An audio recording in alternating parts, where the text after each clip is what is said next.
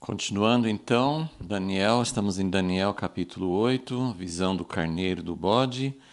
Já iniciamos na semana passada, uma visão que, como as outras, tem muitos detalhes, muitos enigmas e que precisamos muito da sabedoria de Deus para poder entender pelo menos aquilo que Deus sabe que é importante para nós. Tem muitas coisas ainda a serem reveladas. Nós somos muito conscientes de que tem muitos detalhes, muitos aspectos. Tem coisas aqui que já aconteceram, mas tem coisas que vão acontecer ainda. E Deus preservou numa forma de mistério, numa forma de visão, de enigma, mas nós cremos que Deus vai revelando à medida que nós também estamos prontos para receber a revelação e na medida em que nós vamos precisar disso. Deus revelou para Daniel muito antes da época, mas em algumas, por isso mesmo, Deus colocou para Daniel dizendo assim: sela isso para o fim, tem muitas coisas que ainda vão ser reveladas futuramente. Então nós estamos nesse aguardo, estamos esperando no Senhor para que Ele nos mostre naquilo que nós precisamos saber. Vamos orar. Senhor, nesta manhã nós estamos diante de Ti, queremos ter, como temos sempre orado, queremos ter o coração de Daniel, queremos ter a sabedoria de Daniel, que foi uma sabedoria que veio de Ti, queremos ter esse coração, esse desejo, esse anseio por tudo aquilo que o Senhor quer mostrar. O Senhor pôde revelar para ele porque ele tinha um coração, ele tinha um espírito que desejava, acima de tudo, o teu reino. Ele não estava procurando vantagens ou sabedoria pessoal, exaltação pessoal, ele estava buscando realmente o teu reino. E nós ansiamos por isso, anelamos isso para que o Senhor também possa falar conosco nesses dias de hoje. Nós pedimos a tua ajuda em nome de Jesus. Amém. Ok, então na semana passada, na última aula, nós fizemos uma introdução a essa visão de Daniel 8, falamos sobre alguns dos aspectos gerais e nós vamos prosseguindo um pouquinho mais. Queremos colocar, antes de tudo, hoje eu quero só coloquei aqui o contexto das revelações de Daniel, não só de Daniel 8, mas é importante a gente entender, é sempre importante entender na Bíblia o que as pessoas entendiam naquele momento, se era profecia, ou se era história, ou se era exortação. É sempre importante entender o que Deus estava fazendo, por isso que nós estamos estudando na cronologia, para entender o contexto. Daniel estava no cativeiro, então o que é que Deus estava mostrando e por quê? Então nós queremos entender o contexto daquela época, como falamos na última aula. Deus mostrava coisas que tinham muita relevância para o tempo dele, mas por que nós estudamos hoje? Isso sempre me causa admiração e reverência às revelações de Deus, porque ao mesmo tempo em que aquelas visões, profecias e tudo que Deus mostrava para os profetas era muito relevante para o tempo deles, são relevantes para o nosso tempo. Então, como já mencionei, tem discussões hoje entre os estudiosos, entre os que procuram entender mais o sentido, estudam as línguas originais, estudam os fatos, a história, a arqueologia e tudo mais. Então, existem debates entre aqueles que acham que esse capítulo 8, por exemplo, já se cumpriu inteiramente no passado, já é tudo histórico, é tudo coisa que já foi. Se é tudo no futuro, e a resposta, como muitas vezes é nenhum nem outro.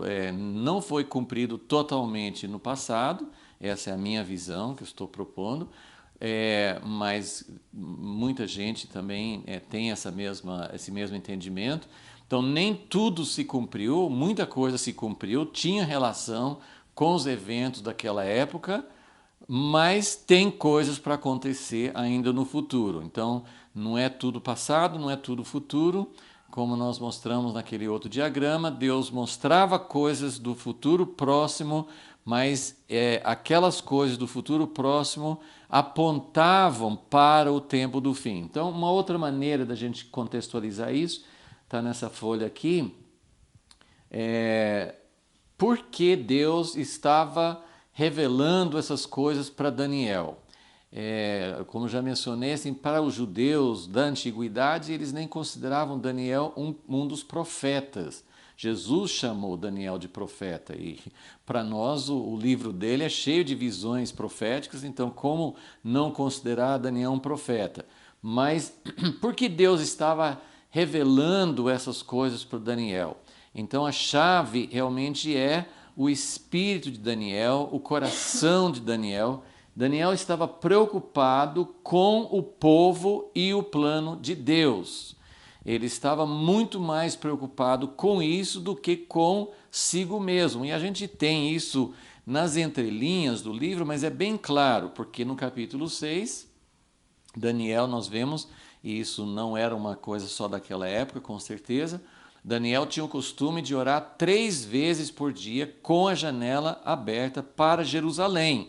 Ou seja, a oração dele era para a restauração, para que Deus não deixasse o seu plano ficar derrotado, para que aquilo que Deus tinha começado não ficasse sem um término, sem um cumprimento. Então Daniel não estava mais preocupado, Deus, me ajuda aqui.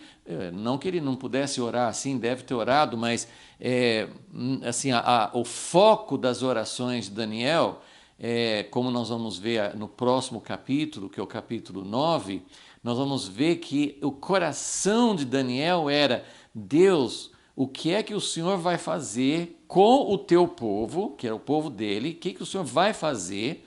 O Senhor prometeu, e não era, então a preocupação não era consigo mesmo, ou seja, o que vai acontecer comigo. Tanto é que Daniel não voltou para Jerusalém, então ele nem participou da restauração, mas ele estava preocupado com o povo de Deus, e também não só porque é meu povo, mas ele estava preocupado com o plano de Deus. Isso vai ficar muito claro na oração no capítulo 9, uma das grandes orações da Bíblia.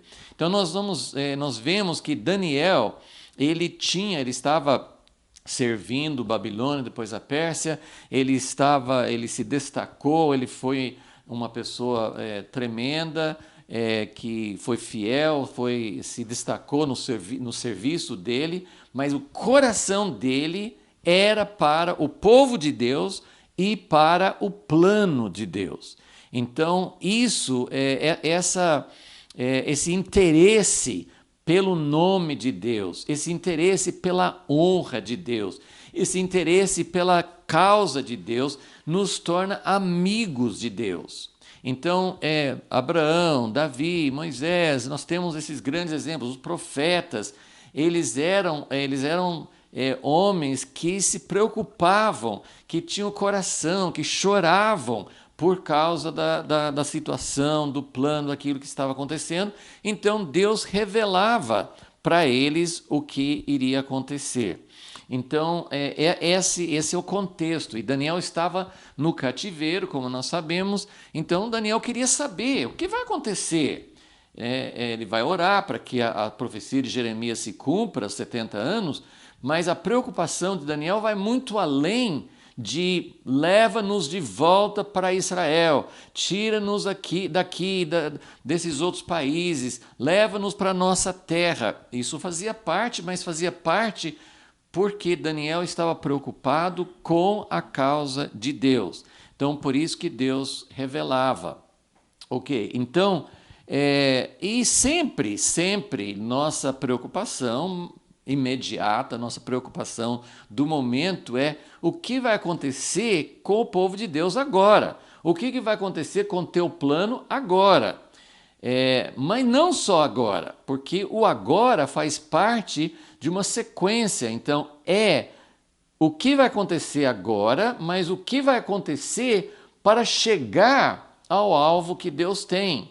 Porque Deus não tem um objetivo só, por exemplo, quando tirou o povo do Egito, o objetivo de Deus não era só levar para uma terra onde eles iam viver bem. O objetivo de Deus é estabelecer o reino dele, habitar no meio deles, levar a história para o objetivo que Deus tinha na criação do homem. Então, o objetivo de Deus para nós hoje não inclui que Deus abençoe a igreja, que o evangelho seja pregado, que muitas pessoas conheçam Jesus. Isso é claro que é uma coisa que faz parte de todas as épocas. Porém, Deus tem um alvo, ele está caminhando para alguma coisa. Ok, então a preocupação de Daniel era com esse plano e Deus então mostrava para ele eventos próximos. O que vai acontecer não só para que o povo volte para a sua terra, finalizando o cativeiro, mas o que vai acontecer em seguida? E as notícias não eram muito boas, né? Deus tinha muita coisa boa que iria acontecer, mas tinha muitas lutas, muitas tribulações. As provações do povo de Israel não se limitavam aos 70 anos do cativeiro. Eles iriam voltar para sua terra, mas tinha nuvens escuras lá na frente. Então, Deus foi mostrando eventos próximos.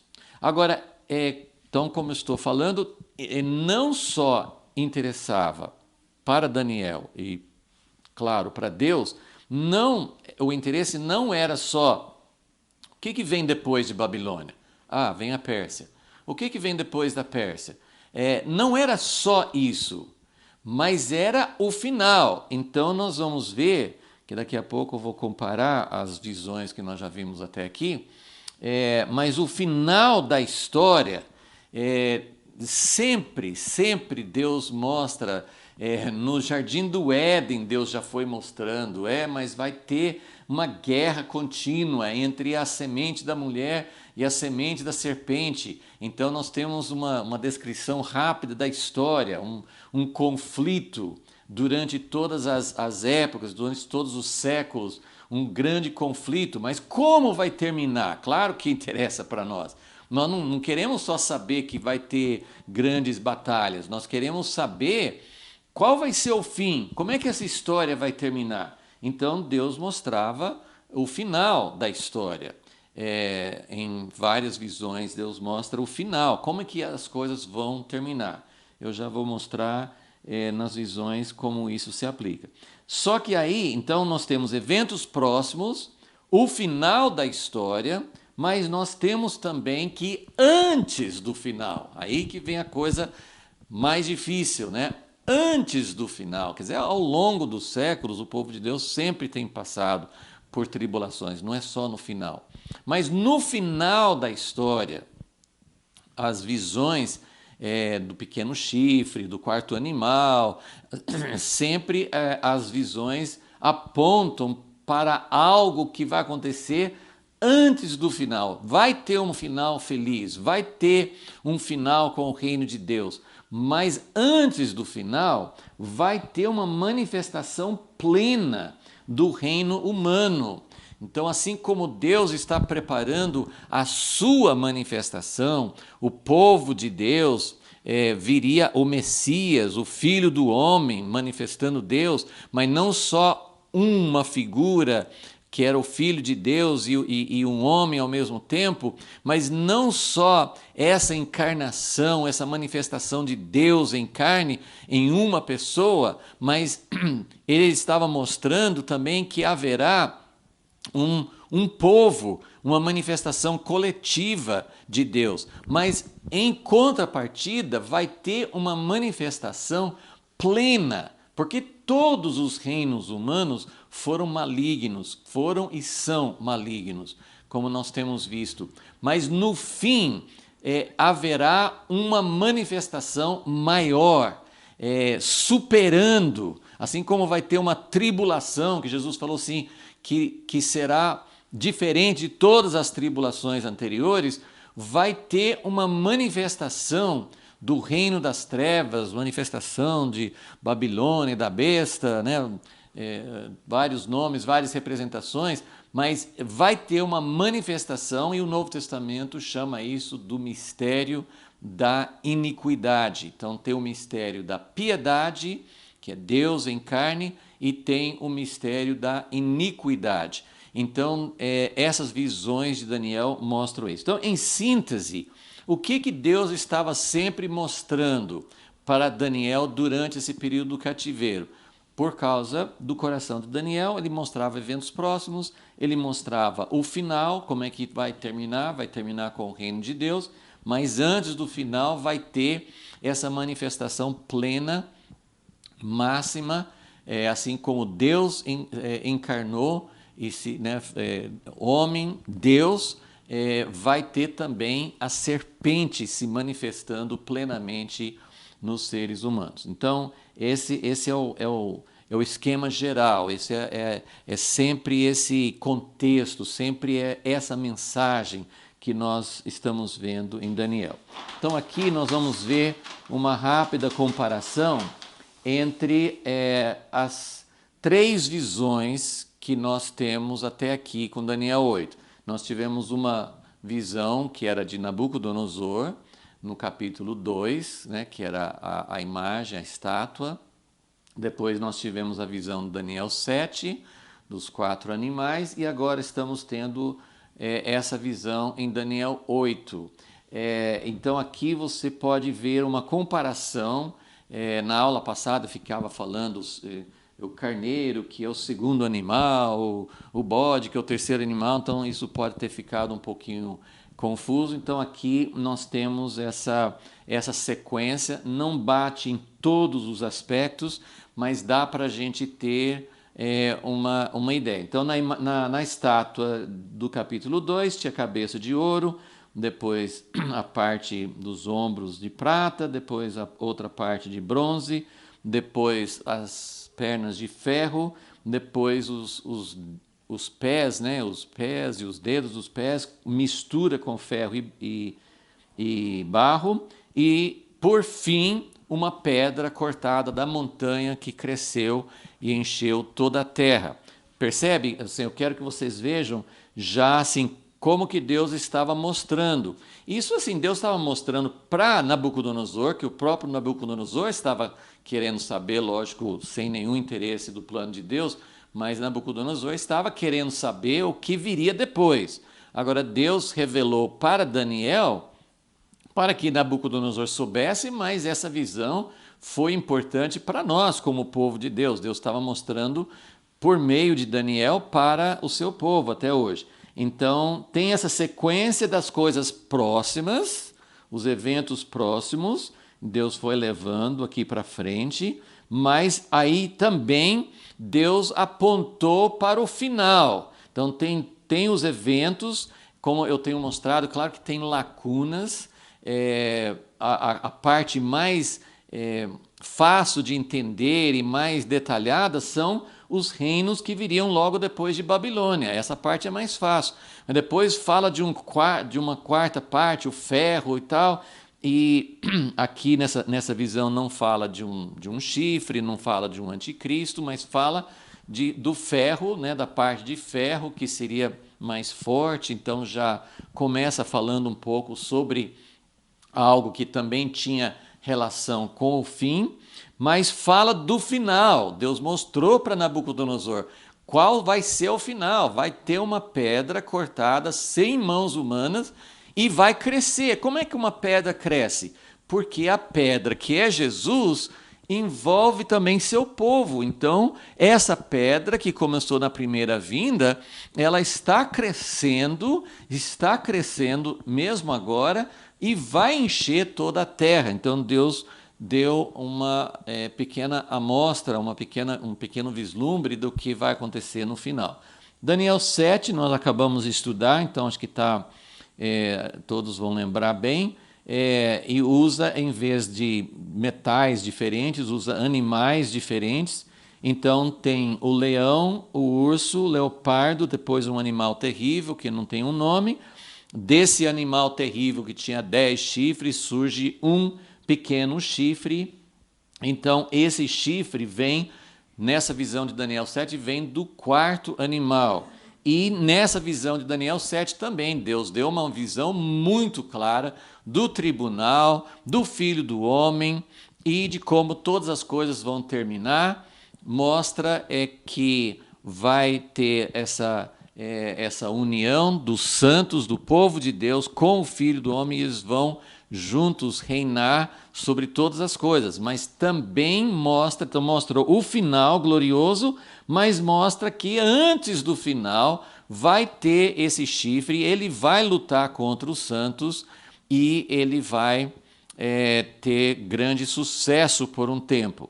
Então, isso também está de acordo com o que nós mostramos, que Deus mostrou eventos próximos, Deus mostrou o fim, mas Deus mostrou que antes do fim vai ter esse grande conflito.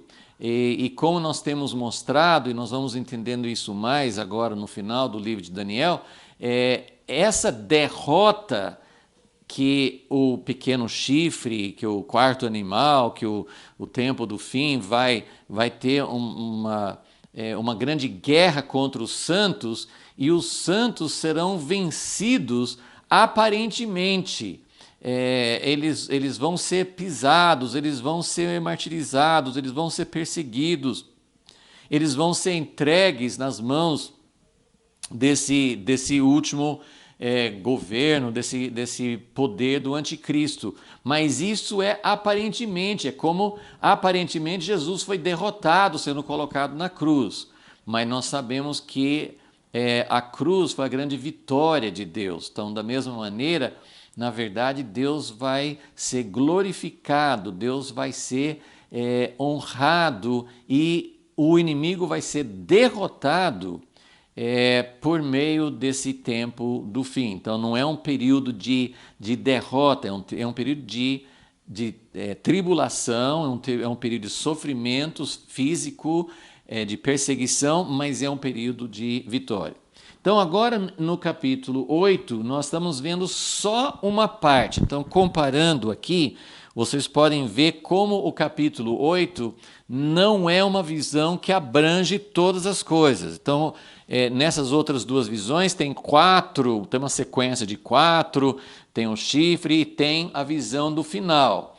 Em Daniel 8 nós só temos 2 reinos.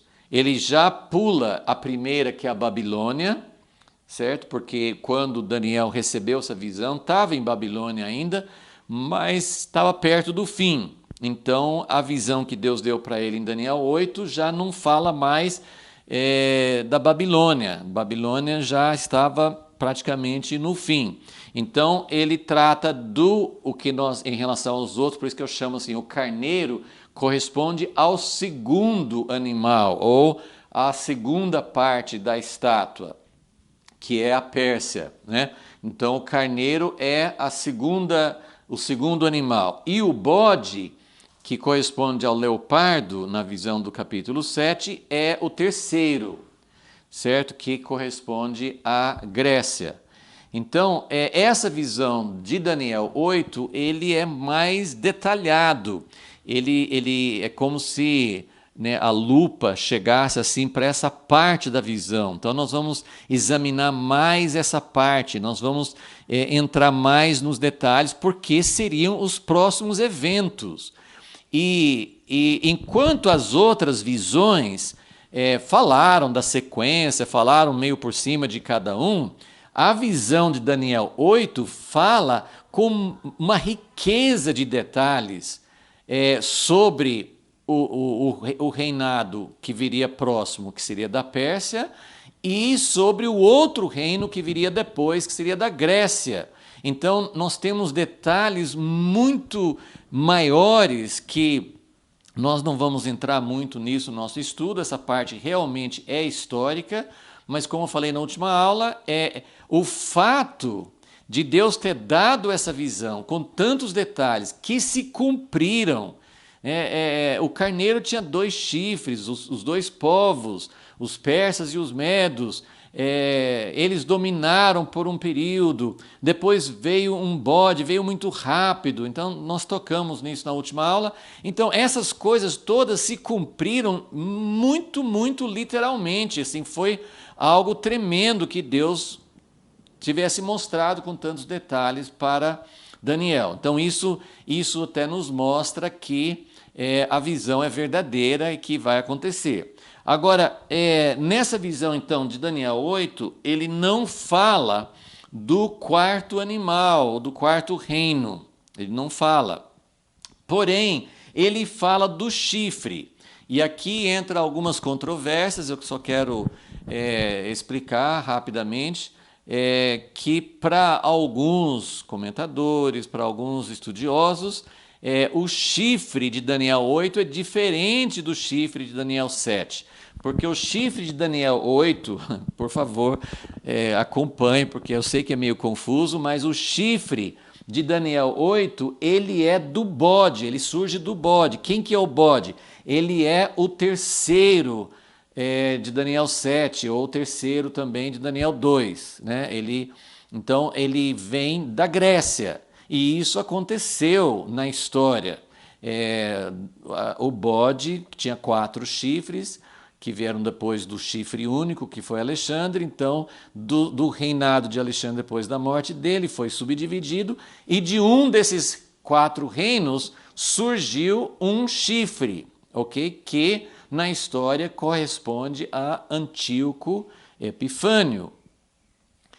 Porém, tem muitas semelhanças entre o chifre desse terceiro reino e o chifre de Daniel 7. Tem muitas semelhanças.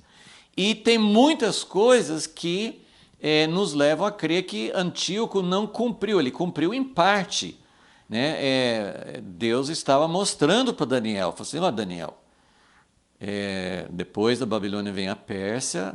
Na Pérsia, ele não falou aqui nessa visão, mas na Pérsia o povo seria restaurado para a sua terra.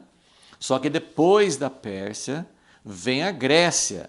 E desse reinado da Grécia vai surgir lá na frente, mais ou menos no ano 160 e pouco, 165 antes de Cristo, vai surgir. Começou, na verdade, em 170, né, e foi até 163.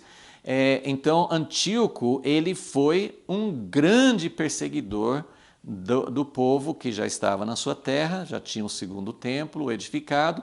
Então, muitas coisas que falam a respeito dele, nós vamos chegar a isso daqui a pouquinho. Mas o ponto que eu queria mostrar é que essa visão do capítulo 8 não fala do 4º animal, mas fala dessa figura que é um pequeno chifre e que, sim, teve um cumprimento histórico com Antíoco Epifânio, porém, muitas coisas que falam a respeito dele apontam para o fim. Então, nós temos um exemplo, mais um exemplo, de uma profecia que teve um cumprimento imediato, mas terá um outro cumprimento no fim. E outra coisa que esse capítulo 8 não traz uma visão do final. Então, se você ler só o capítulo 8, é um pouco triste, tanto é que no final do capítulo 8, Daniel ficou doente. Então, esse capítulo 8, ele, assim, tanto no capítulo 7, dá muita ênfase para o 4º animal, para o pequeno chifre, e também no capítulo 8, nós temos mais detalhes ainda sobre esse pequeno chifre. Então, aqui nós temos uma profecia que está mostrando, como acabei de mostrar nesse panorama geral, Deus estava mostrando neste momento que Daniel vai ter a restauração do cativeiro, só que tem muitas outras coisas que vão acontecer antes do final. Daniel, por que Deus mostrou isso? Deus queria mostrar, deixar registrado, como ele mostrou para o apóstolo João no livro de Apocalipse, mas ele mostrou isso também porque Daniel estava preocupado. Nós vamos ver no capítulo 9 que Daniel quer saber qual será o fim. Daniel quer não só uma restauração para Jerusalém, uma volta. Por que o povo foi para o cativeiro? Porque eles se afastaram do propósito de Deus. Então Daniel quer uma restauração completa, ele não quer uma restauração parcial. Então Deus está mostrando as coisas que vão acontecer e várias coisas que não aconteceram ainda. Então, antes de prosseguir mais, então nós já lemos, né, na aula passada a primeira parte do capítulo 8, então agora nós vamos falar a respeito do pequeno chifre.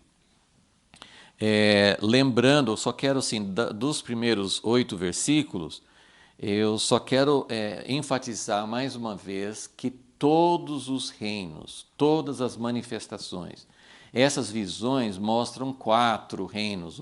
A visão de Daniel 2 para Nabucodonosor mostra uma outra etapa, que seria o ferro com os pés de ferro e barro.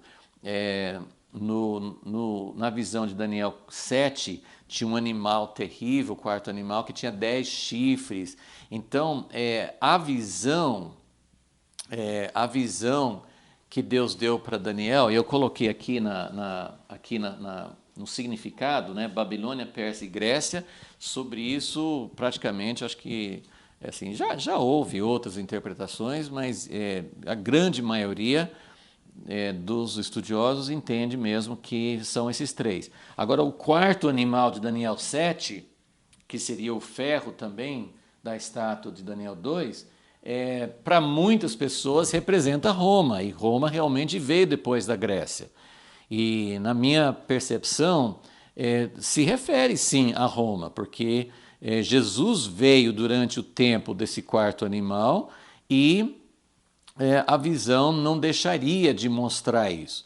Agora, é verdade também, como nós estamos mostrando, que o pequeno chifre pode apontar para o Antíoco Epifânio, mas não é completamente realizado nele. Então, o 4º animal claramente se refere também ao final. E muitas pessoas acham que o anticristo, no fim, será um reino que virá da Europa, da Igreja Católica, alguma coisa assim, que tem a ver com Roma, mas outras pessoas já têm mostrado com bastante substância, bastante base na Bíblia, que pode representar o Império islâmico, otomano, e nós estamos vendo muito mais sinais de um ressurgimento de um poder islâmico ou otomano na Turquia, no Irã. Nós estamos vendo muito mais sinais disso do que de algum poderio mundial que venha da Europa. Então tem a ver. Mas eu pus até uma interrogação no fim, Roma, Islã, porque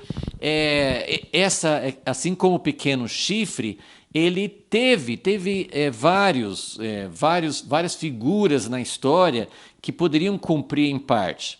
Então, eu quero só fazer, antes de ir para o pequeno chifre aqui, eu quero deixar esse princípio também, quero esclarecer isso, quero colocar esse ponto aqui para a gente guardar. Os 3, 4 reinos que aparecem na visão representam a sucessão de reinos humanos. Não são apenas 4. Por isso que o 4º animal ele pode pular lá para o fim e tem uma grande lacuna. Teve vários impérios ao longo da história. Depois do Império Romano, teve vários outros.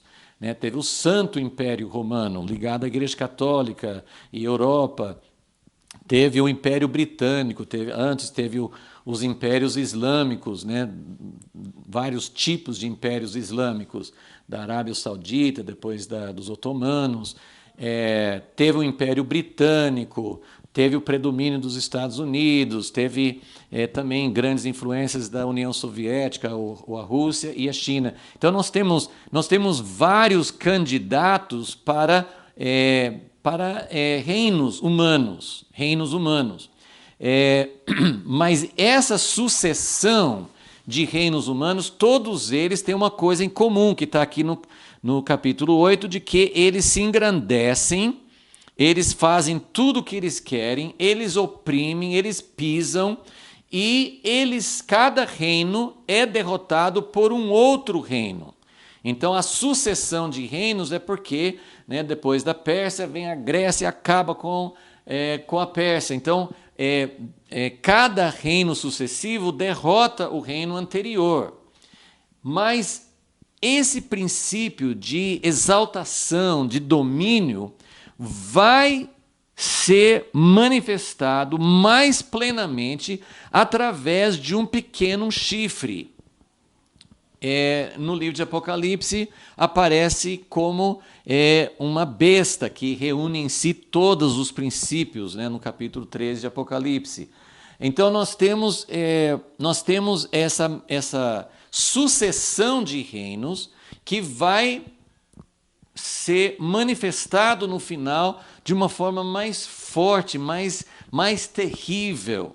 Mas dessa última manifestação vai surgir um pequeno chifre, e ele é a encarnação, porque o animal, o ferro da imagem da estátua aqui, ou o quarto animal, é o reino, né? É um reinado, é um poderio. Agora o chifre é a pessoa, é alguém, é uma pessoa humana que dirige. E nós temos vários candidatos, várias pessoas que manifestaram isso. Você pode ter vários imperadores romanos que tinham o espírito do anticristo, Nero e Calígula e vários outros, né? Nós temos Hitler, temos Stalin, Mao Tse-tung, voltando na história, teve vários, assim, o espírito, os tiranos, os dominadores, vários deles cumpriram vários aspectos desse pequeno chifre. Então, essa visão dos reinados, né, ela tem várias aplicações, os reinos durante a história, e o pequeno chifre também tem várias figuras humanas que cumpriram aspectos dessa profecia. Okay? Então, agora vai haver uma manifestação final. Por isso que essas profecias essas visões são pertinentes para nós hoje, porque tem vários aspectos. Então agora nós vamos, com isso em mente, por isso que não importa essa dúvida aqui, Daniel 8 com Daniel 7. O chifre é desse bode que representa a Grécia, ou ele é do quarto animal terrível? De onde que vem esse chifre? São duas pessoas diferentes? Num certo sentido, na história, sim, como eu falei, teve Antíoco, que veio da Grécia, ele não era da Grécia em si, era da Síria, mas veio dos remanescentes, de uma parte do Império Grego, mas teve outros que vieram depois. Então, por isso que o chifre ele tem vários cumprimentos, mas no seu apontamento para o anticristo, na minha visão, é a mesma coisa. O chifre do terceiro é um fator recorrente, né, que Deus mostra em várias visões. Vai ter um pequeno chifre. Ele vai aparecer na história, né, quando veio o Antíoco Epifânio, mas vai aparecer no fim. Então, essa é a forma como nós estamos vendo essa visão. Então, nós vamos ler agora, em Daniel 8, a descrição, e nós vamos ver como nós temos mais detalhes, mais descrições, mais informações sobre o pequeno chifre. Então, Daniel 8, no versículo 8, fala sobre o bode se engrandecer, fala sobre o grande chifre que foi quebrado, que foi Alexandre o Grande, fala sobre os 4 chifres que subiram no lugar do grande, que foi a subdivisão do reinado de Alexandre em 4 partes. Esse número também é simbólico, porque tinha mais de 4. E depois fala no versículo 9. De um deles, então, de um desses 4, e foi o que aconteceu com Antíoco. Ele veio de uma das subdivisões do Império do Alexandre. Então, de um deles saiu um chifre muito pequeno, o qual cresceu muito para o sul, para o Oriente. Então, Antíoco, pensando nele inicialmente, Antíoco era da parte da Síria, que fica ao norte de Israel, no mesmo lugar onde está hoje. Síria, não a Síria, que é o Iraque. Ele veio, ele não foi o primeiro rei, ele apareceu no meio da história, e ele cresceu muito para o sul, que seria para o Egito, que realmente ele dominou, para o Oriente, que seria onde hoje fica o Iraque, o Irã, e para a terra formosa, que é a terra de Deus, a terra de Israel. Versículo 10. Engrandeceu-se até o exército do céu, e alguns do exército e das estrelas desse exército deitou por terra e as pisou. Sim, ele se engrandeceu até o príncipe do exército, dele tirou o sacrifício contínuo e o lugar do seu santuário lançou por terra. O exército lhe foi entregue com o sacrifício contínuo por causa das transgressões. Lançou a verdade por terra e prosperou em tudo o que fez. Então nós vamos parar aqui por enquanto, depois tem uma explicação, tem mais algumas coisas. Então, se você está com o seu esboço, né, que eu passei, tem na letra C, tem a descrição do pequeno chifre. Então, eu enumerei aqui 8 fatos, 8 coisas que aqui nesses versículos, né, nesses 5 versículos, 4 versículos, nós temos aqui essas informações, né? Foi um crescimento para o sul, o leste, a Terra Formosa. Isso localiza, né, onde que esse pequeno chifre estava atuando, pelo menos naquele momento. Segunda coisa, ele teve engrandecimento até o exército do céu. 3, ele lançou por terra alguns do exército, algumas estrelas.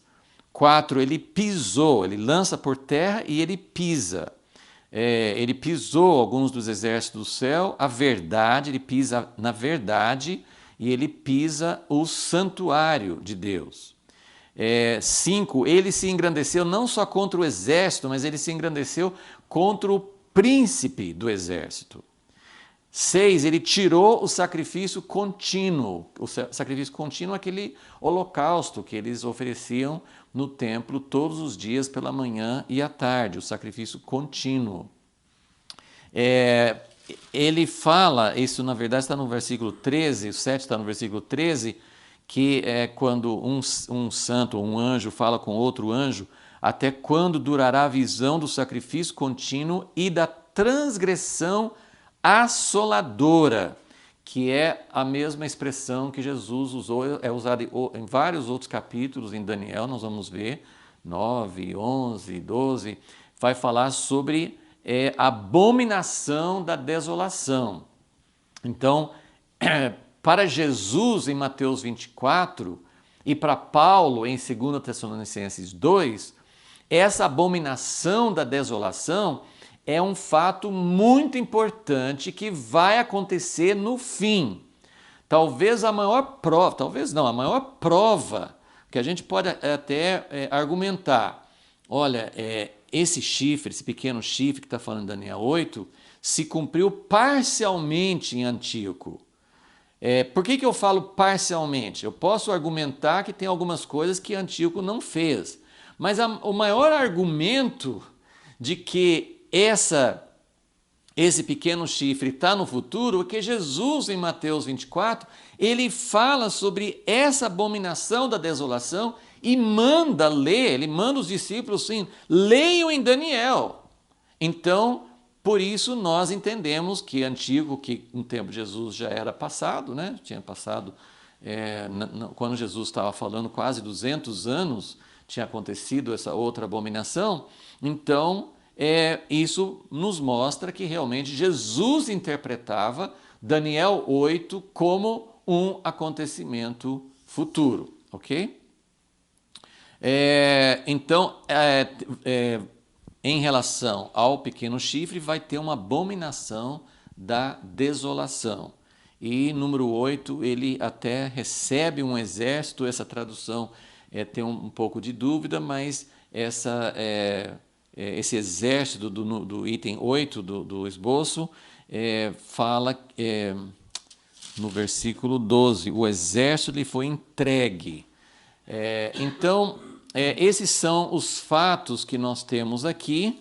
Agora eu vou ler ainda em Daniel 8, na explicação do anjo Gabriel. O anjo Gabriel veio para dar entendimento para Daniel.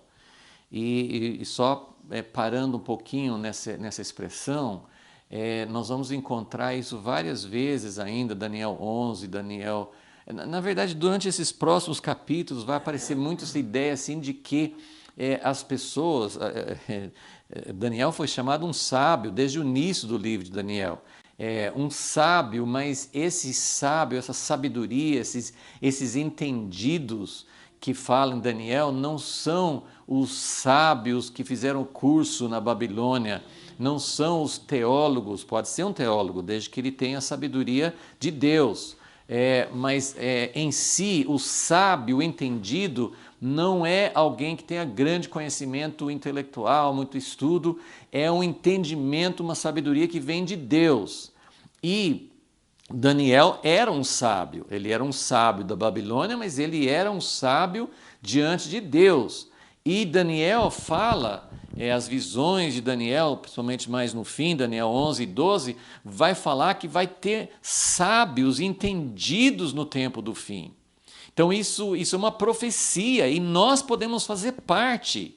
Então os sábios entendidos, assim, então quando Daniel viu essa visão, alguém falou com Gabriel, Gabriel, dê entendimento para Daniel. E essa é a nossa pergunta, essa é a nossa oração. Senhor, dá-nos sabedoria. Nós precisamos do entendimento, não do entendimento. Vamos estudando, vamos comparando livros, vamos nos aprofundando, mas isso é um auxílio, isso é algo que Deus pode usar, mas se não tiver a revelação de Deus, se não tiver a sabedoria de Deus, nós não vamos ter entendimento. Eu vou mostrar isso daqui a pouquinho, mas aqui então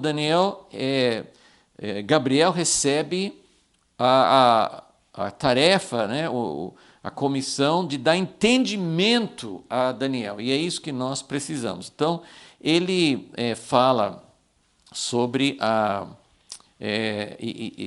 eu quero lembrar, né, acho que nós falamos na última aula, mas 4 vezes Gabriel fala que a visão é para o tempo do fim. Esse tempo do fim pode ser, né, em outras profecias, em outras partes da Bíblia, nós temos essa expressão tempo do fim, referindo a algum tempo de julgamento, o próprio cativeiro do povo de Israel foi considerado como uma espécie de fim, o fim da sua história ali, né? Então, nem sempre esse fim se refere especificamente ao tempo dos últimos dias antes da vinda de Jesus. Mas, geralmente, como nós temos visto, quando fala tempo do fim, pode falar a respeito de um tempo de julgamento, um tempo de tribulação, mas aponta para realmente o tempo do fim. Então Gabriel fala isso, entende, versículo 17, essa visão se realizará no tempo do fim. Versículo 19, farei saber o que vai acontecer no último tempo, porque ela se exercerá no determinado tempo do fim. E mais no final do capítulo também, versículo 26, fala só daqui a muitos dias se cumprirá, não fala fim, mas fala que ainda vai acontecer lá na frente. Mas vamos ler a parte da explicação de Gabriel, que fala sobre o pequeno chifre, que nós estamos querendo ajuntar algumas informações, né? No versículo 20, Gabriel fala que o carneiro são os reis da Média e da Pérsia. No versículo 21, ele fala que o bode é o rei da Grécia, que o chifre grande é o primeiro rei, depois vão surgir 4 reinos, no versículo 22, e depois, versículo 23. No fim do seu reinado, que a gente não sabe exatamente o que é dos 4 reinos, não fica muito claro o que é o fim do seu reinado, mas quando ele fala, quando os transgressores encherem a medida do seu pecado. Então, Jesus falou assim, a iniquidade vai se multiplicar. Então, isso aqui pode ter uma referência ao tempo de Antíoco, mas muito mais ao tempo do fim. Quando os transgressores encherem a medida do seu pecado. Nós sabemos que Deus não deixou o povo de Israel entrar e conquistar a terra de Canaã, Gênesis 15, Deus colocou uma condição. Eu só vou deixar os descendentes de Abraão tomar posse da herança na terra de Canaã quando a iniquidade do povo cananeu que morava na terra, quando a iniquidade chegar ao final. Ou seja, Deus na sua justiça, Ele não julga antes da hora. A gente fala assim, Deus chega, o Senhor vai deixar a iniquidade chegar a um estágio mais avançado, mas Deus, na sua justiça, Ele diz, eu não vou julgar, eu não vou exercer meu juízo antes de realmente ter justificativa para isso. Eu não posso julgar. E também, claro, nesse meio tempo, Deus está alcançando muitas pessoas que têm o coração aberto. Deus está dando chance. Então, Ele não está só deixando assim o pecado piorar, mas tem muitas coisas que Ele está fazendo ao mesmo tempo. Então, os transgressores vão encher a medida do seu pecado. E agora vai falar do pequeno chifre, ele chama de rei. Levantar-se-á um rei. Por isso nós sabemos, o chifre não é o reinado todo. O chifre é uma pessoa, é um rei. Feroz de semblante, entendido em enigmas. Ele é muito esperto, ele é muito sábio, mas não com a sabedoria de Deus. Grande será a sua força, mas não de si mesmo. Ele destruirá terrivelmente e prosperará. Ele vai dar certo. Lembre-se, nunca avalie o sucesso, a bênção de Deus naquilo que está prosperando. Os salmos falam sobre isso. Deus, por que os ímpios estão prosperando? Assim, espere, eles vão receber o fruto, mas não é agora. Então, a prosperidade, dar certo, não é uma prova, nem na igreja é uma prova. Se é o reino de Deus, se tem evidência de que Deus está agindo, sim. Mas tem muita coisa feita na igreja que é simplesmente resultado de esperteza, de capacidade humana. Tudo que é humano, ainda que seja um império enorme, ainda que seja uma capacidade enorme de dirigir, de multiplicar, de crescer, de ter poder, isso nunca foi uma evidência de Deus. Isso é uma evidência do espírito de engrandecimento humano. Todos esses reinos, eles têm o espírito de exaltação. Cuidado com todo o espírito de exaltação. Cuidado em apoiar, em se identificar, em se alinhar com aquilo que é uma manifestação do reino humano. Deus pode usar reis humanos para fazer coisas boas. Mas o reino deles não é uma manifestação do reino de Deus. Então ele vai prosperar, ele vai fazer o que lhe aprouver, e ele vai destruir poderosos e o povo santo. Então nós vemos muitas coisas paralelas com o capítulo 7. Pelo seu entendimento, ele é esperto, ele é enganoso, pelo seu entendimento, pela sua sutileza, pela sua esperteza. Ele vai fazer prosperar o engano. no seu coração se engrandecerá, destruirá a muitos que vivem em segurança. Olha, isso aqui tem que acender luzes vermelhas no nosso coração. Cuidado com a segurança humana. Cuidado com a gente confiar até em governos que estão nos apoiando. Não tem segurança que vem desses meios. Não tem segurança na sua conta bancária, não tem segurança no seu emprego bom, não tem segurança na sua capacidade, na sua inteligência. Tudo aquilo que nós pensamos, isso vai me proteger, isso é o meu seguro, eu estou protegido. Isso não resolve. Então ele vai destruir a muitos que vivem em segurança.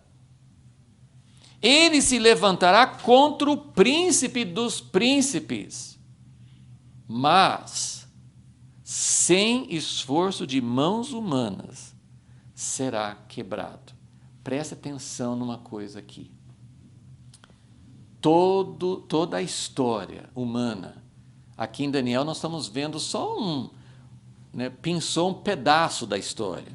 Não fala dos reinos anteriores e não fala de todos os reinos que viriam a existir depois. Então Deus está mostrando para Daniel, essas visões, elas revelam uma parte, uma janelinha, uma parte da história humana. Mas é uma coisa que representa toda a história humana. Então o que é toda a história humana? Cada reino se exalta, cada reino entra no espírito do anticristo, entra no espírito do rei da serpente, do dragão, da Babilônia, mas cada reino é derrotado por um outro.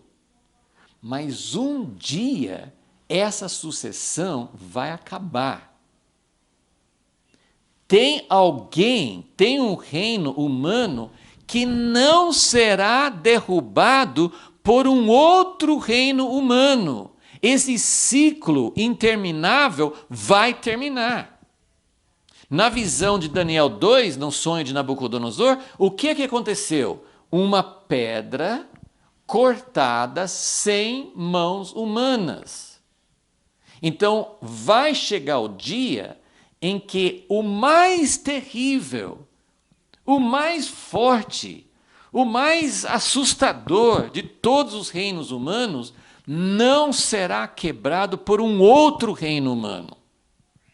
E é o que fala em Daniel 7, que vai se assentar o tribunal. Olha aqui, o tribunal. Vai se assentar o tribunal divino, vai passar um juízo, vai entregar os reinos deste mundo, todos os reinos, ao Filho do Homem e aos santos do Altíssimo. Eles vão receber um reino que nunca vai acabar. Então, isso que está falando aqui, esse chifre, esse pequeno que se tornou grande, ele vai ser derrubado, mas não por um outro reino, não por um outro que vem depois. Ele vai ser derrubado pelo príncipe dos príncipes, ele vai ser derrubado por uma série de coisas, principalmente pela própria vinda de Jesus. Né?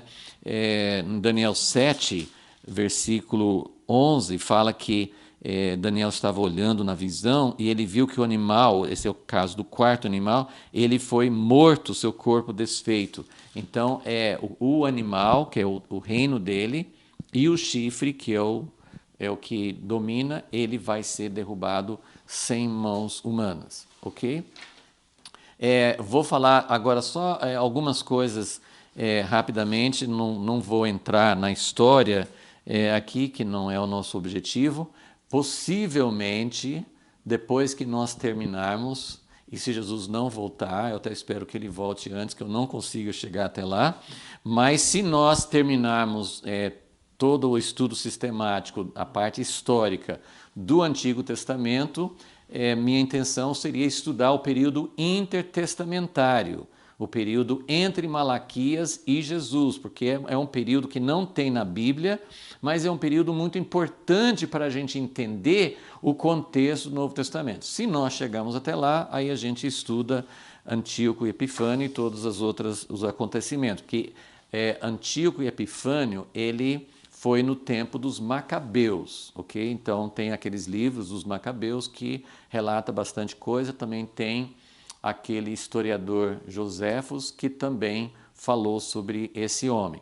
Mas eu só quero colocar algumas características que se enquadram nele. Então, o pequeno chifre que estamos lendo nesse capítulo 8, tem várias coisas que se cumpriram de fato. Então, vamos lá. Primeira coisa, ele perseguiu o povo de Deus, que é uma das coisas que fala aqui. Ele perseguiu os santos.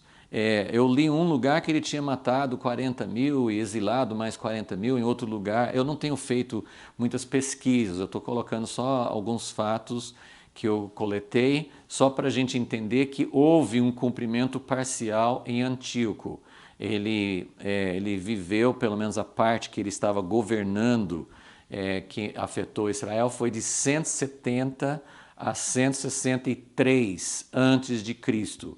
Então, aproximadamente 7 anos foi o período que ele estava perseguindo e dominando o povo de Deus ali em Israel.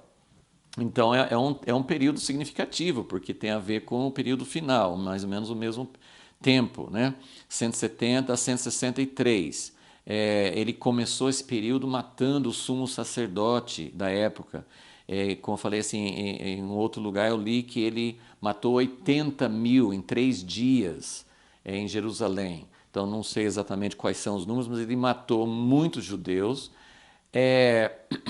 Ele perseguia, o grande objetivo dele era... ele foi um de vários na história, né? Mas ele foi um que quis realmente acabar, como a mãe no livro de Esther, ele queria acabar com o povo judeu. Ele matou muita gente, mas ele, na verdade, assim, o objetivo dele era acabar com o judaísmo, com o culto deles. Então ele fez tudo para que eles fossem obrigados a seguir a cultura grega. Ele quis implantar a língua grega, ele proibia a leitura das escrituras judaicas, ele proibia a circuncisão, que era o sinal de aliança deles, era crime, qualquer uma dessas coisas a pessoa podia morrer se fizesse. Então ele perseguia grandemente o povo de Deus, isso foi uma grande característica dele, e foi um período de tempo em que corresponde mais ou menos a esse período de 7 anos.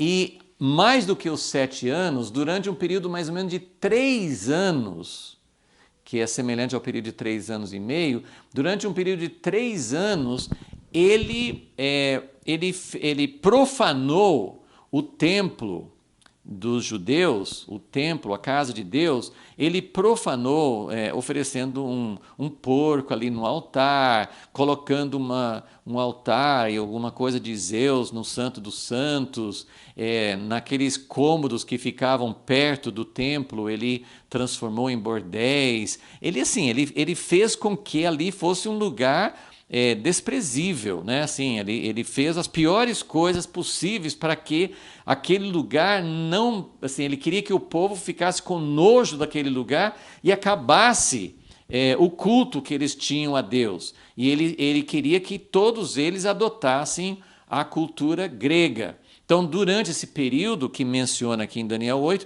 ele fez cessar o sacrifício. E esse período que ele fez cessar o sacrifício foi durante mais ou menos 3 anos. Então, o sacrifício cessou, o sacrifício contínuo, que menciona, cessou. Ele colocou objetos profanos dentro dos lugares sagrados, né?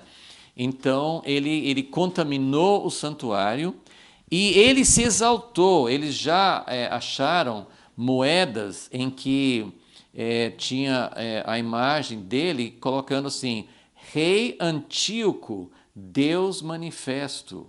Então ele se colocou no lugar de Deus, ele se exaltou como se ele fosse um Deus. Ele usou bajulação, propina, modos escusos para chegar ao poder. Ele não tinha direito ao trono, mas ele usurpou do sobrinho. Então, assim, ele cumpre vários aspectos dessas profecias, né? Ele teve uma morte natural, não pode ter sido, eu não pesquisei mais, mas assim, ele teve uma morte que não foi com mãos humanas que ele morreu, né? Não foi alguém que foi e matou.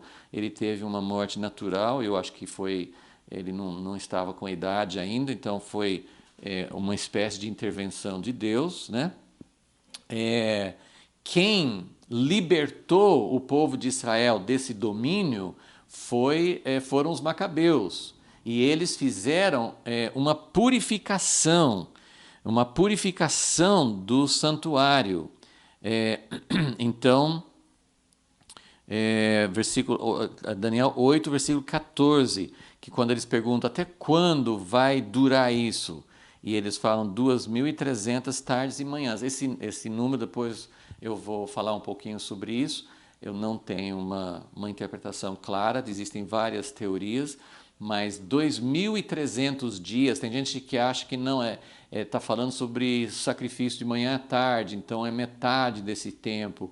Outros, os adventistas, colocam isso como anos, que levaria a 1844, por aí, que quando eles achavam que Jesus ia voltar. Tem muitas teorias sobre o significado desses 2.300. Se pegar literalmente como 2.300 dias, é 6 anos e alguma coisa, não chega a ser 7 anos, né? Se isso foi literal com o Antíoco, não dá para saber, ninguém tem a prova que foi exatamente esse tempo que ele perseguiu, mas pode ter alguma coisa a ver com isso. Mas, enfim, no versículo 14, fala assim, até 2.300 tardes e manhãs, e o santuário será purificado. Os macabeus libertaram, derrotaram a Síria e se tornaram independentes, e eles conseguiram purificar o templo. E essa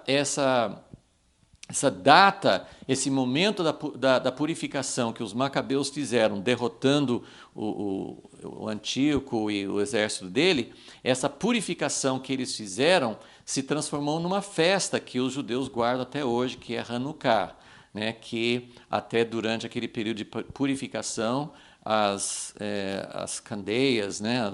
as luzes, ficaram acesas sobrenaturalmente, né? Pelo menos essa é a tradição.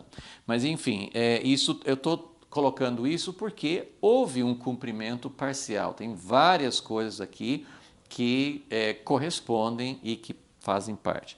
Então, agora, só para finalizar, eu quero só mostrar aqui algumas. Esse aqui não é uma lista tão completa, mas eu só quero mostrar aqui para vocês as características do pequeno chifre que nós podemos pegar em Daniel 7 e as características que nós podemos pegar nesse capítulo 8, para entender que basicamente está se referindo à mesma pessoa, ou pelo menos são pessoas que têm características muito iguais.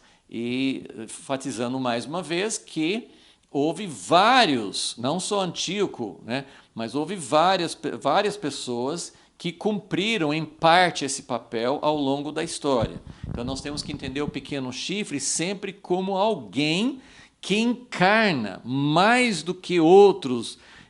Todo governante humano ele participa um pouco do espírito do dragão, mas o pequeno chifre é alguém que começa lá embaixo. A gente conhece muitas histórias de pessoas que vieram do anonimato e de repente surgem e se tornam líderes. Então isso nem sempre é uma coisa boa, principalmente quando a pessoa vem do anonimato e quer se exaltar, ele está sendo um bom candidato para ser pelo menos alguém que tem uma parte desse espírito pequeno chifre. Então eu não repeti desse lado de Daniel 8 todas as coisas que são iguais, mas nos dois casos, a principal característica do pequeno chifre é que ele começa pequeno e ele se exalta. Então ele começa pequeno, mas ele cresce e se torna muito grande. Ele derruba outros, ele toma o lugar de outros. Ele não tem um espírito de cooperação, ele tem um espírito de dominar. Ele tem, no capítulo 8, 7, ele tem olhos de homem, né? Então ele tem muita sabedoria. O olho é ver, é conhecer, é sabedoria, né? Tem os olhos de Deus, que é do Espírito Santo, que vê todas as coisas, conhece todas as coisas, mas isso aqui são olhos de homem. Ele tem uma boca grande, ele se exalta, ele faz blasfêmias contra o próprio Deus, ele se exalta, ele persegue aos santos, ele quer mudar tempos e leis. Então, basicamente, são essas informações que nós temos no capítulo 7. Várias dessas coisas nós temos também no capítulo 8. Né? Ele se exalta, ele quer ser mais do que o príncipe dos príncipes, mas olha só, ele se exalta contra o exército do céu. Quem que é o exército do céu? O exército do céu é o exército de Deus. Ele está se exaltando contra o exército de Deus.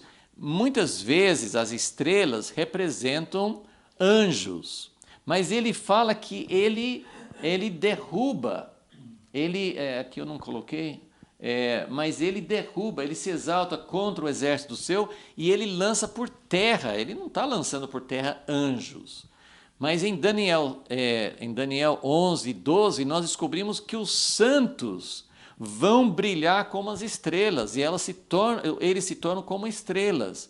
Então, como o pequeno chifre está lutando contra o povo de Deus e o exército de Deus, ele se exalta contra potestades espirituais de Deus, né, contra as autoridades de Deus, contra o governo de Deus, mas ele se exalta contra o povo de Deus. Ele se exalta até o príncipe do exército, que claro que é o príncipe, que é Jesus, o comandante do exército. Ele tira o sacrifício, ele pisa o santuário, ele lança a verdade por terra. Gente, se hoje nós estamos ficando perplexos, para colocar uma palavra mais simples, mas se nós estamos ficando abismados, se nós estamos ficando pasmos com o que está acontecendo com a verdade, imagina assim, o que vai acontecer realmente com o anticristo. Segundo Tessalonicenses 2, fala mais sobre isso, fala que nós precisamos amar a verdade, senão nós vamos ser afetados por isso. Então ele pega a verdade, lança por terra e ele pisa sobre a verdade. Ele tem um poder que não é dele. Em Apocalipse 13 fala que o dragão deu seu poder e autoridade para a besta. Então, isso confere. Ele vai destruir poderosos e os santos e aqueles que habitam em segurança. Então, esse destruir assim, é uma força natural. É claro que todos nós que não estivermos fundamentados na verdade, nós podemos ser destruídos por sermos enganados. Essa é uma destruição terrível. Mas quando a Bíblia fala que ele vai fazer guerra contra os santos, que ele vai vencer, ele aqui está falando não sobre ele nos vencer, ele nos dominar e nos transformar em adoradores dele. Ele está dizendo que ele vai vencer fisicamente, ele vai perseguir, ele vai conseguir destruir muitas coisas exteriores, ele vai destruir a igreja visível, ele vai destruir muitas coisas assim, mas aqueles que estão firmados em Deus podem morrer, mas não vão. Na verdade, a morte, assim como Jesus, a morte é a derrota do inimigo. Então, ele tem essa liberdade para lutar e para vencer na perseguição contra os santos. Ele tem a transgressão assoladora, e nós vamos entrar um pouco nisso na próxima aula, porque esse evento, abominação da desolação, é algo que eu não tenho muita clareza ainda, mas aqui fala a respeito de um acontecimento. Com Antíoco era o fato dele ter colocado o porco, um animal imundo no altar, ter colocado as coisas de um deus grego dentro do Santo dos Santos. Então essa foi a abominação da desolação, uma transgressão assoladora. Agora, o que vai ser isso no fim? Existem várias ideias, só vou lançar essa questão para muitas pessoas. Eu confesso que eu não tenho uma convicção clara sobre isso. Nós entendemos que muitas profecias, sim, serão cumpridas literalmente, como o povo de Israel voltar para sua terra. Tem muitas coisas que acontecem literalmente, tem outras coisas que eu realmente não sei. Mas sendo coerente com a interpretação literal de várias outras coisas, seria um pouco estranho a gente não também entender que essa abominação da desolação seria literal. Mas eu confesso que eu não consigo muito, assim, não tenho essa clareza, né? E acho que muitas coisas Deus vai revelando. Mas a ideia de muita gente mesmo, é que vai ter um terceiro templo antes da volta de Jesus. E que esse pequeno chifre, esse anticristo, ele vai fazer mais ou menos como Antíoco. Ele vai profanar o templo, ele vai se colocar como maior do que Deus, e ele vai fazer o sacrifício cessar, ele vai fazer uma abominação da desolação. Eu realmente estou aguardando entender mais sobre isso, não tenho uma clareza, mas vai ter algo, vai ter um evento que Jesus falou, que Paulo fala em Tessalonicenses, então tem algo que vai acontecer no fim, que vai ser mais ou menos como assim, olha, eu consegui fazer, a Babilônia destruiu o templo, quando eles levaram o povo para cativeiro. Agora parece que não é tanto a destruição, é a profanação, é colocar, eles se colocarem como assim, a gente que manda, a gente que vai colocar para a nossa finalidade. Mesmo sendo possível ter um cumprimento literal de um terceiro templo, eu entendo que nós precisamos ter muito cuidado, porque o espírito do anticristo, o desejo do anticristo é profanar a nossa fé, é profanar quem Deus realmente é. Então eu creio que tem outros significados, não só de um templo material, mas deve ter alguma coisa a mais, mas são coisas que a gente ainda não sabe. Ele usa intriga e sutileza, e ele será quebrado sem mãos humanas. Ok? Então, essas são as informações que nós temos. Estou juntando, então, essas duas listas, né, para falar sobre o pequeno chifre e, na minha interpretação, na maneira como eu estou conseguindo ver, esse pequeno chifre, tanto do capítulo 7 como do capítulo 8, é a mesma pessoa, está apontando para o tempo do fim. Nós terminamos não ficando assim muito animados, como Daniel, né, versículo 27, 8, 27, ele ficou doente, enfraquecido, doente, ele ficou espantado com a visão. Imagine, eu já falei isso acho que na aula passada, mas imagine Daniel querendo assim, Deus está chegando os 70 anos, deve estar chegando o tempo do fim, e Deus mostra que tinha muita coisa que iria acontecer ainda. Pensa na nossa perspectiva hoje. Daniel viveu pouco depois da destruição do primeiro templo. Depois do primeiro templo, depois dessa época de Daniel, houve restauração, construíram o segundo templo. O segundo templo foi destruído no ano 70, depois de Jesus. E agora, essa visão não se cumpriu totalmente. Ou seja, Deus mostrou para Daniel, assim, ia ter um segundo templo. Antíoco Epifânio ia fazer essas coisas terríveis no segundo templo, mas mesmo assim não acabou tudo ainda. Então, era muita coisa. Ainda bem que Daniel não conseguiu entender plenamente todas as coisas que iriam acontecer ainda, porque ele ia ficar mais espantado ainda. Mas isso aqui faz parte da preparação. Se nós realmente queremos saber, Jesus, queremos estar preparados, queremos ser fortes, queremos ser o teu povo que vai compartilhar o trono contigo, nós queremos ver esse fim de todas as coisas, queremos ver o reino de Deus. Deus foi fiel a Daniel e mostrou assim, mas antes tem um grande desafio, um grande confronto.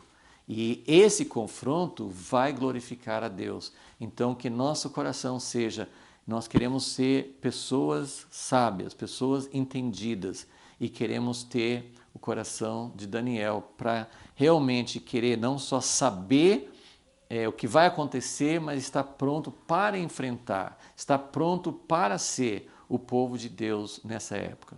Senhor Deus, nós pedimos a Ti que o Senhor nos dê um coração aberto para Ti, que o Senhor nos dê, ó Deus, um espírito que deseja mesmo, acima de segurança nossa, acima de um futuro tranquilo para nós. Nós queremos que venha logo o Teu reino, nós queremos que venha logo a Tua vinda, queremos ser preparados por Ti. Pedimos, ó Deus, que o Senhor nos revele, que o Senhor nos prepare. Ó Deus, nós sabemos que nada disso, nenhuma capacidade nossa será suficiente para enfrentar essas coisas, mas o Senhor tem prometido, o Senhor tem prometido preparar. Nós vamos continuar acompanhando no livro de Daniel várias coisas que o Senhor mostrou para ele que vão nos ajudar a entender melhor os teus propósitos.